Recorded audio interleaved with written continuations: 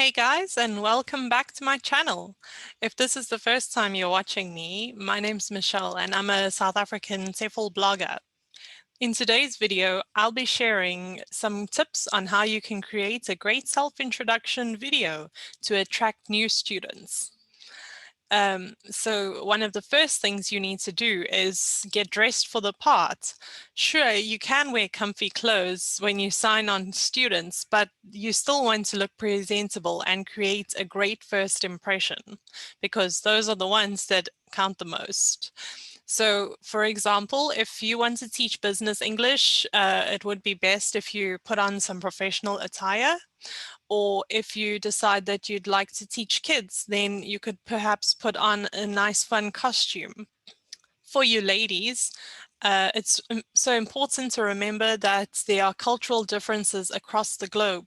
So it's a good idea to keep your chest covered and also your shoulders and your arms if possible.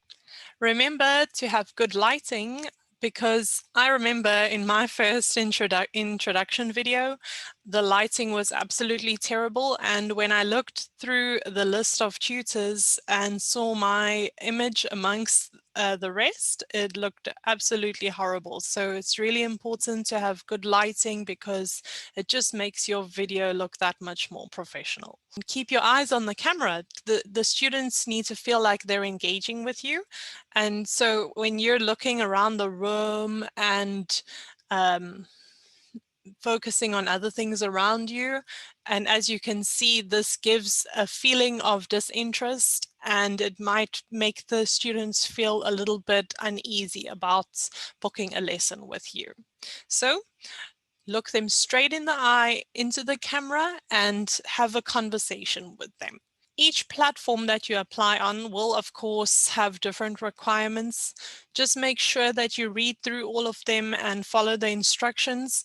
Some platforms will give you a time limit, so it might be a minute that you need to speak for, sometimes 2, and even going up to as much as 5 minutes.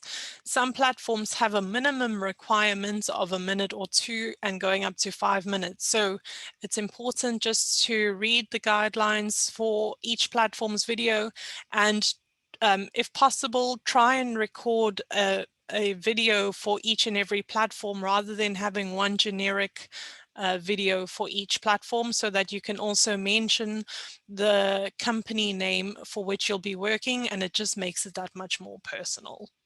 Remember to smile and be yourself because, of course, people sign up with you because they watch your video and see what your personality is all about.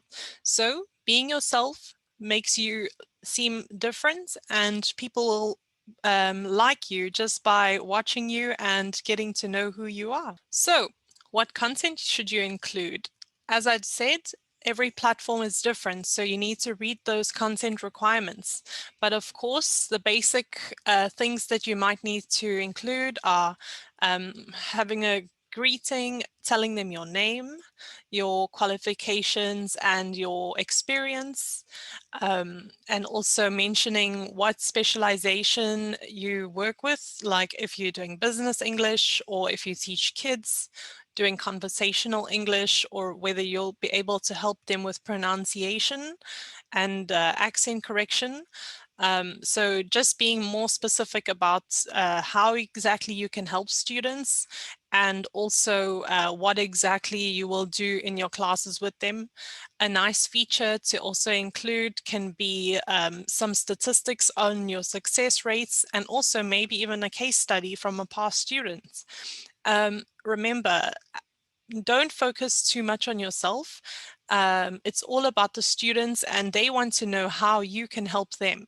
So it's really important just to try and minimize everything about yourself and rather talk about how you can help the students. Also, remember your students are beginners mostly, and so they don't really have a good command over the English language, and it's really important just to speak slowly and clearly so that they can hear you and understand you, and also make sure you don't use such high-level vocabulary because you also want them to understand what you're saying.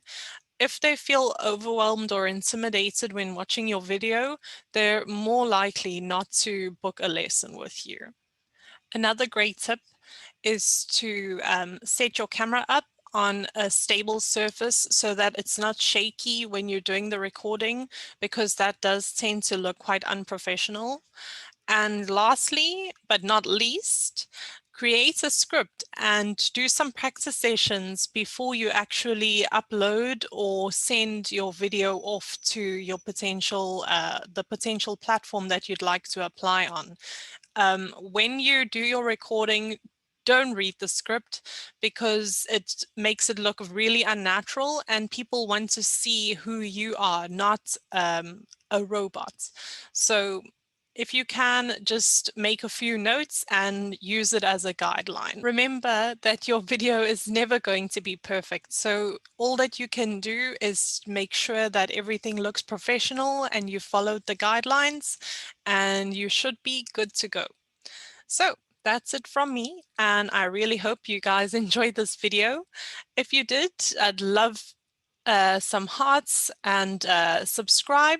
You can also click the notification bell so you can get more videos like this in your feed in future. And please comment below if you have any more suggestions to add. If you'd like to support my channel, you can sign up for a membership or buy me a coffee using the link in the description below. Thanks for watching, and see you guys in the next video. Bye.